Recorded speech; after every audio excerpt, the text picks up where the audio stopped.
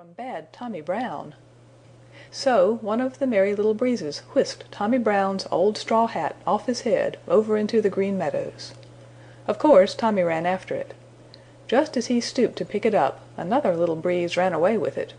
Then they took turns, first one Little Breeze, then another Little Breeze, running away with the old straw hat, just as Tommy Brown would almost get his hands on it. Down past the Smiling Pool and across the Laughing Brook they raced and chased the old straw hat, Tommy Brown running after it, very cross, very red in the face, and breathing very hard. Way across the Green Meadows they ran to the edge of the wood, where they hung the old straw hat in the middle of a thorn tree.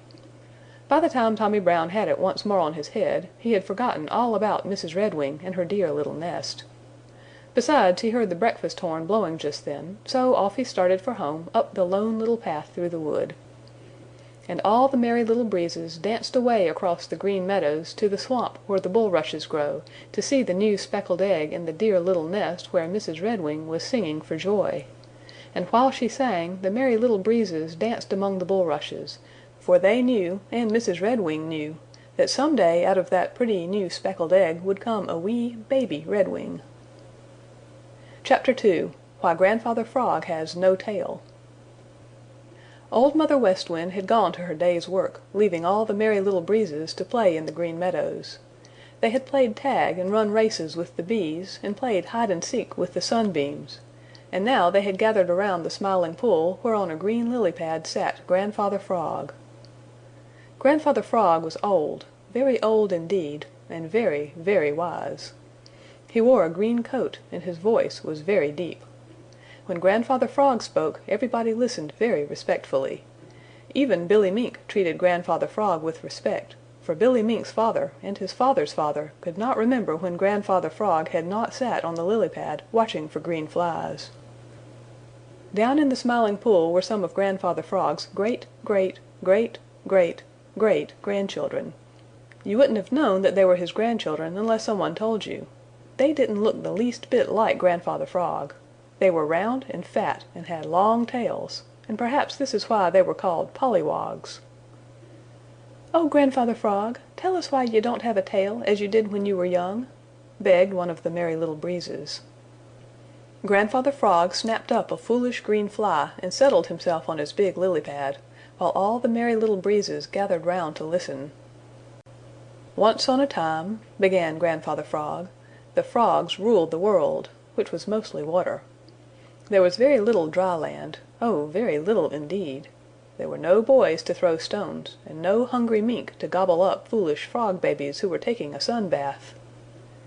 Billy Mink, who had joined the Merry Little Breezes and was listening, squirmed uneasily and looked away guiltily.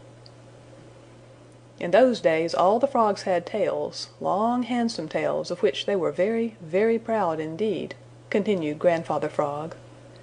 "The king of all the frogs was twice as big as any other frog, and his tail was 3 times as long. He was very proud, oh very proud indeed of his long tail.